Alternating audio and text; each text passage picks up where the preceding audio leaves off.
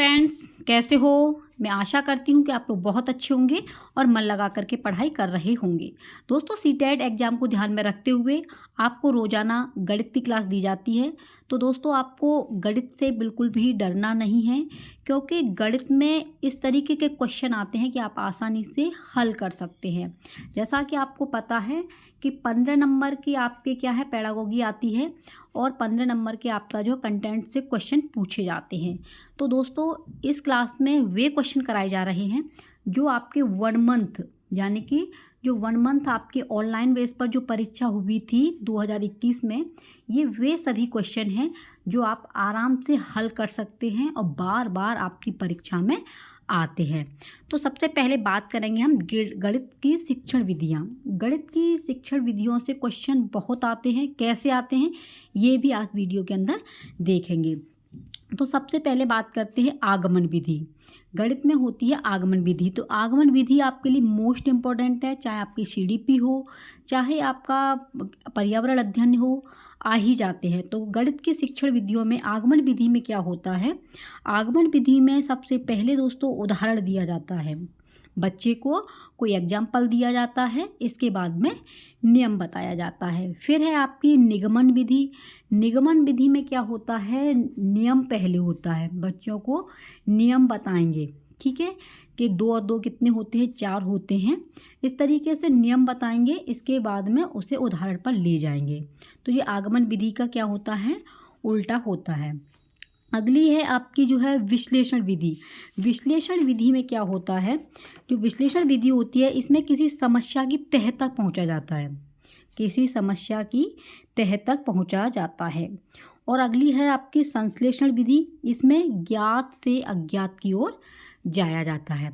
तो इस तरीके से आपको विधियों को अपनियों को याद करना है, समझना है, क्योंकि मैथ की जो पेडागोगी हुई या आपकी ईवीएस की हुई या सीडीपी की या संस्कृत की या इंग्लिश की, इसमें क्या है, सीटेट में समझ पर आधारित आपके प्रश्न आते हैं। अब आप देखेंगे कि आखिरकार प्रश्न आए कैसे थे, तो आप इन पर थोड़ा ध्यान देंगे। जैसा कि आप देख पा रहे हो स्क्रीन पर, पहला प्रश्न है, निम्नलिखित में से कौन सा एक चरण पोलिया द्वारा दिए गए समस्या समाधान के चरणों में से नहीं है? तो पहले प्रश्न को अच्छे से पढ़ो। इसमें पूछा क्या है? नहीं। तो यानी नेगेटिव आपके लिए पूछा है और आपको क्या बताना है? नेगेटिव ही क्वेश्चन का आंसर बताना है। समस्या को समझना, तो समस्या को समझना पड़ता है, योजना भी बनानी पड़ती है। पुनः योजना बनाना, योजना का संचालन करना। देखिए, पुनः योजना बनाना, दोबारा से योजना नहीं बनाई जाती और योजना का संचालन करना ये होता है। पूछा क्या है? नहीं। तो नहीं के लिए आपका आंसर हो गया 3rd।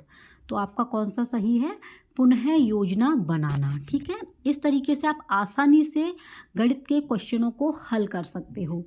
अगला क्वेश्चन है आपकी स्क्रीन पर, कथन है, शिक्षक छात्रों को संबंधों की खोज करने और अपने आप से प्रतिमान यानी कि अपने आप से प्रतिमान ढूंढने में एक सुसाध्य का कार्य करता है के साथ अत्यधिक अनुकूल क्या है?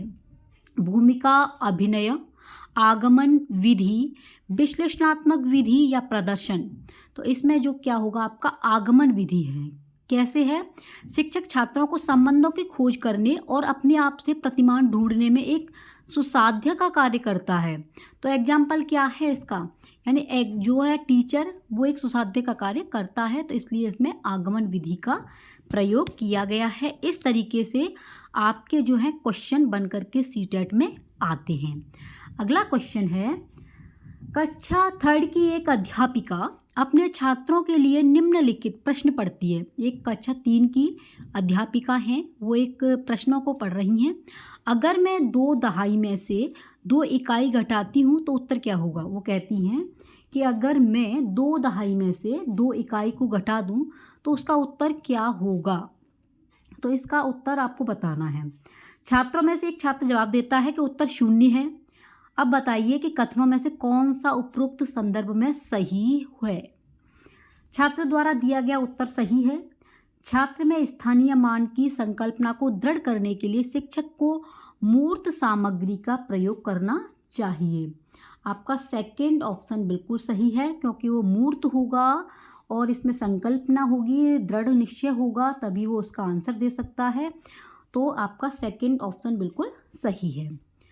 अगला क्वेश्चन है आपका, लंबाई का मापन पढ़ाते समय एक अध्यापिका छात्रों को अपनी मेज की लंबाई पैमाने से नापने के बजाय बिलान, यानी कि बिलान का मतलब होता है हाथ, और पेपर क्लिप से नापने की कहती है। किसके? पेपर क्लिप से नापने को कहती है। इस क्रियाकलाप को कराने का अति उपयुक्त कारण क्या हो सकता है? तो इसका कारण पूछा है। देखिए, वह विद्यार्थियों को क्रियाशील गतिविधियों में व्यस्त रखना चाहती है। तो व्यस्त की बात आ जाए तो बिल्कुल गलत है। वह अपने विद्यार्थियों को यह सिखाना चाहती है कि पेपर क्लिप के द्वारा लंबाई का सही मापन कैसे किया जाता है। पेपर क्लिप हमेशा आपका नेगेटिव में आता है।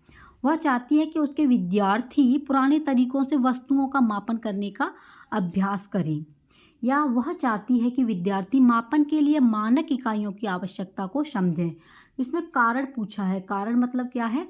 देखो, पेपर क्लिप के द्वारा लंबाई को सही मापन कैसे किया जाता है, ये तो इसमें कारण पूछा है। तो कारण इसका क्या है? 4 ऑप्शन बिल्कुल सही है। वह यह चाहती है कि मानक इकाइयों की आवश्यकता को समझें। अगला क्वेश्चन है आपका, निम्नलिखित में से कौन सी रणनीति प्राथमिक कक्षा में भिन्न की संकल्पना को प्रस्तुत करने के लिए अति उपयुक्त है? तो उपयुक्त है कौन सी है? श्यामपट्ट को P/Q की तरह लिखकर, जहां आपका Q बराबर आपका O है, और चिन्हों को समझना, यानी कि इस तरीके के चिन्हों को समझना है। भिन्न का उदाहरण लिखना, फिर तब भिन्न को निरूपित करने के लिए संख्या रेखा पर बिंदु चिन्हित करना। तो इस तरीके से वृत्तों और आयताकार पहियों पर सममित कट आउट के साथ भिन्नों को निरूपित करने के लिए कागज मोड़ने गतिविधि आ गया। अब आपको आगे देखने की जरूरत नहीं है, गतिविधियों का प्रयोग करना। तो क्वेश्चन आपका थर्ड बिल्कुल सही है आपका आंसर। इसका सही आंसर क्या है? गतिविधियां जहां भी आपको दिखाई दे, ये आपका पॉजिटिव वर्ड है, तो इसलिए इसका थर्ड आंसर बिल्कुल सही है। तो दोस्तों, अगर चैनल पर पहली बार विजिट कर रहे हो तो सब्सक्राइब कर देना। आपका यूट्यूब चैनल है, और अगर फेसबुक से नहीं जुड़े तो फेसबुक से और टेलीग्राम से अगर आपको PDF प्राप्त करना है तो इस टेलीग्राम से आप ज़रूर जुड़ जाना, ठीक है। अगला क्वेश्चन है आपका, ज्ञात से अज्ञात की ओर सिद्धांत लागू होता है। किसी बच्चे को जानकारी है और वो अज्ञात की ओर जा रहा है, तो ये किस विधि का उदाहरण है? तो ये है आपका किसका? संश्लेषण विधि, अभी बताई थी आपको। तो बी ऑप्शन बिल्कुल सही है। नेक्स्ट क्वेश्चन है, गणित शिक्षण की प्रयोगशाला विधि में, यानी गणित शिक्षण की जो प्रयोगशाला विधि होती है उसमें किस चीज़ का प्रयोग किया जाता है? बालक नियम, तथ्यों, सिद्धांतों की स्वयं जांच करता है। बालक नियम, तथ्यों, सिद्धांतों की स्वयं जांच करता है। छात्र व्यवहारिक व जीवनोपयोगी ज्ञान प्राप्त नहीं करता। देखो, नहीं है, इसमें पूछा है प्रयोगशाला की विधि क्या है। बालक में सहानुभूति व सहयोग की भावना विकसित नहीं है। तो ये नहीं वाले तो वैसे ही आपके ये तीनों गलत हो गए। तो आपका जो सही आंसर है वो ए बिल्कुल सही है, क्योंकि बच्चा जो होता है वो नियम, तथ्यों, सिद्धांतों की अपने आप से जाँच करता है। तो इसका फर्स्ट आंसर बिल्कुल सही है, ए ऑप्शन। नेक्स्ट क्वेश्चन है आपका, गणित शिक्षक निम्न में से किस गतिविधि द्वारा विद्यार्थियों की गणना करने की शक्ति का विकास कर सकता है? तो विद्यार्थियों की गणना करने के लिए किसका विकास करता है? अभ्यास द्वारा, केवल एल्गोरिथम का प्रयोग करके, कक्षा में क्रियाशीलता गतिविधियां करवाकर। तो इसमें देखो क्या आया है, क्रियाशील और गतिविधियां पॉजिटिव वर्ड है, तो आपका सी ऑप्शन बिल्कुल सही है। नेक्स्ट क्वेश्चन है आपका, सूत्र प्रणाली का दोष है। सूत्र प्रणाली जो होती है उसका दोष क्या है? देखो, रटने पर आधारित, बाल केंद्रित नहीं, समझ को कम महत्व दिया जाता है।